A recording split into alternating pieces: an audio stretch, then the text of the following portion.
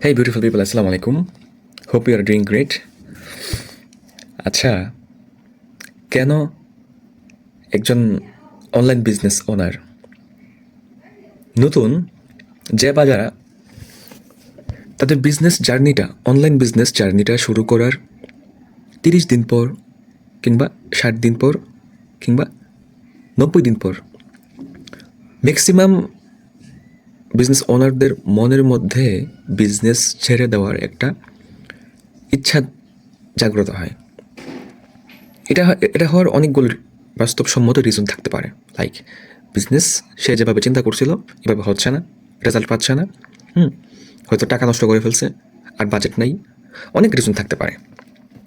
But প্রকৃতপক্ষে আসলে maximum বা বেশিরভাগ মানুষের প্রবলেমটা আসলে কোথায় হয়? সিস্টেমে হয়, নাকি তার নিজের ভুলই হয়, নাকি বিজনেসের কোনো জায়গায় মিস্টেক থাকে? প্রকৃতপক্ষে অনেকের মনের একটা ধারণা, একটা কনসেপ্ট যে আমি একটা প্রোডাক্ট নিলাম, আমার ইচ্ছা হইল, আমি এটা পোস্ট করলাম, আপলোড করলাম, একটা পেজ খুললাম, 10 দিন 15 দিন পর দেখতেছি যে রিচ ভালো হইতেছে, রিচ ভালো হচ্ছে, আবার 1-2টা সেলও হয়, পরিচিত অপরিচিত এরকম অনেকেই নেয়। কিন্তু প্রকৃতপক্ষে সে যে মেন্টালিটি নিয়ে এখানে আসছিল, যে প্রকৃতপক্ষে বায়াররা তাকে নক দিচ্ছে না, তার অডিয়েন্স তো পুরো বাংলাদেশ। এখন বায়ার পাচ্ছে না, তাহলে তাকে স্বাভাবিকভাবেই ছেড়ে দিবে বিজনেস, অথবা কারোর সাথে পরামর্শ করবে, যারা বুঝে ভালো এদের সাথে কথা বলবে। এগুলো করার জন্য রিয়েল যে স্টেপগুলো এগুলো নিবে। এখন যে অনেকে মনে করে যে সমস্যা হয়তো আমার যে প্রোডাক্ট বা আমি যেটা বিজনেস করতেছি এটা মনে সমস্যা, কিন্তু প্রকৃতপক্ষে প্রোডাক্টে কোনো সমস্যা না, তার কোনো সমস্যা না, সমস্যাটা হলো সিস্টেমে। কেন বলছি?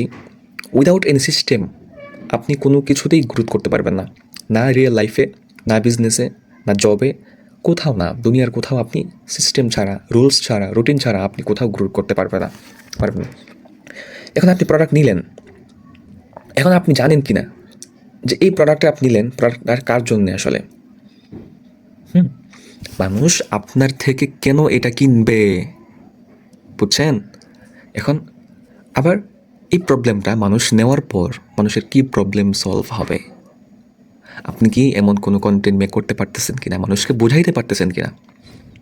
দিন শেষে ফর এক্সাম্পল, আপনি পাকিস্তানি 3 পিস বিক্রি করেন, আরেকজন 3 পিস বিক্রি করে, আপনি বলতেছেন new collection available, new collection launch.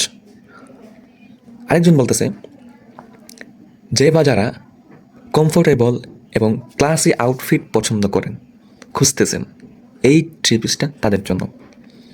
আপনি এখন মিলাই নেন এই দুটো কথার মধ্যে কি পার্থক্য? সেম জিনিস, সেম আইটেম, একজন বলতেছে এক কথা, আরেকজন বলতেছে আরেক কথা। এখন দিন শেষে আসলে আপনার করণীয়টা কি?